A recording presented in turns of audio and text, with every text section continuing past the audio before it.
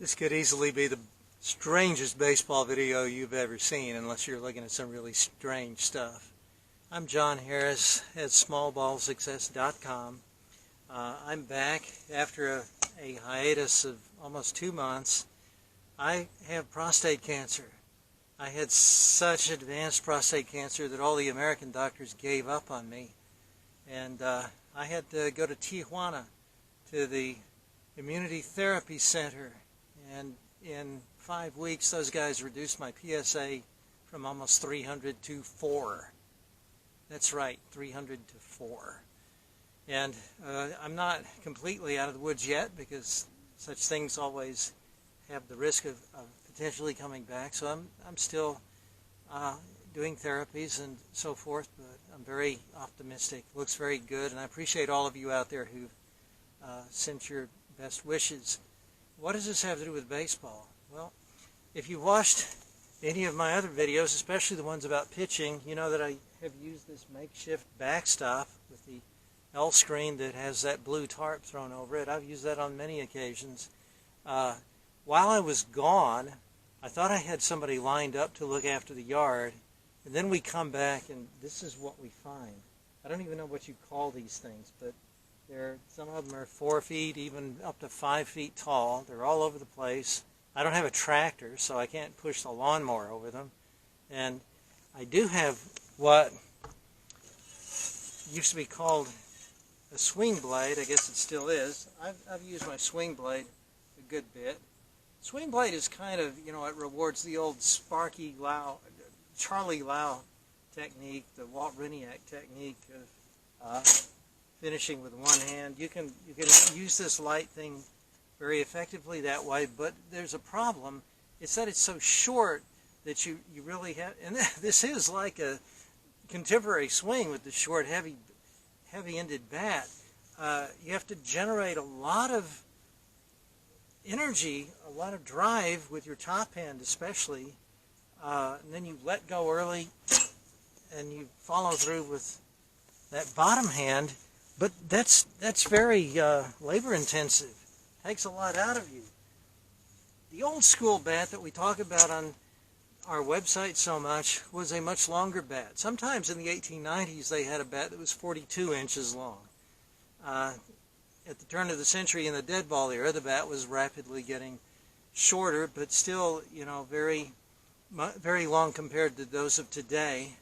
And we talk about how many hitters would have their hands spread. No, it was not just Ty Cobb. It was especially guys who batted with their top hand being their weaker hand. They tended to spread a lot, and they would choke up and spread at the same time. You can see this in a lot of photos from the 1890s. Well, here's why I started thinking of that as I was doing all this yard work, because I find that it's easier using this long shovel with a long handle and not swinging nearly as hard, and just letting the blade part of the shovel fall into the weeds that I want to remove.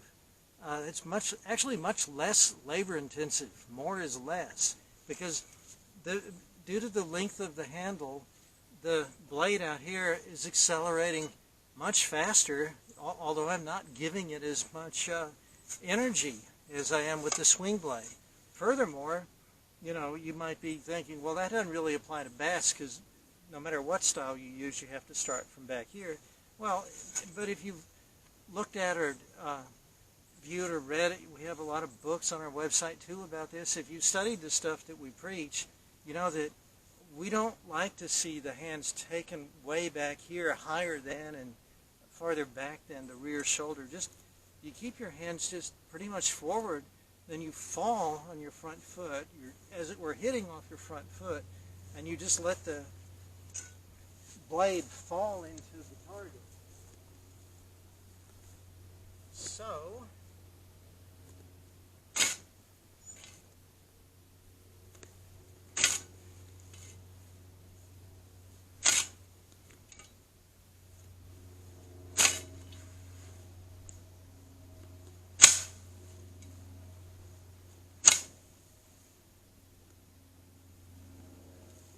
good little one.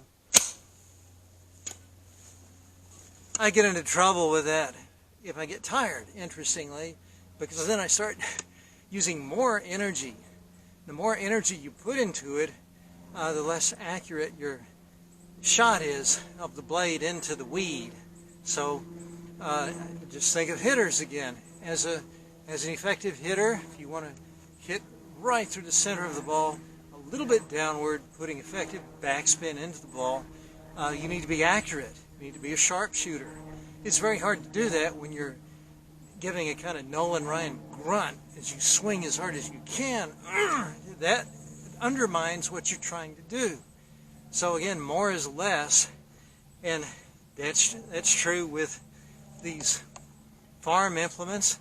And it occurs to me, and I made another video a long time ago about the relationship that I imagine between being a farm boy and growing up to be a ball player in the dead ball era. I think that's true when you use the longer bat of the dead ball era. Now, you'll have a hard time finding a long bat these days, but if you're a younger kid, use a bat that they all tell you is too long for you, it's too big, and you can practice these techniques. If you're an older kid, if you're especially playing in a wooden bat league, but even if you're not, just use a wooden bat anyway, because your aspiration is to play one day professionally, probably. So you might as well get used to wood. Find you a good long wooden bat and give this stuff a try. Remember, more is less. You don't want to swing at full 100% energy level. You'll get velocity from the length of the bat. Keep your hand somewhat forward and kind of fall into the pitch by hitting off your front foot. Just let the bat head descend into the ball. And finally, of course, as we've said so many times, use your bottom hand to level the handle down, and the top hand drives in a parallel reverse fashion. It works.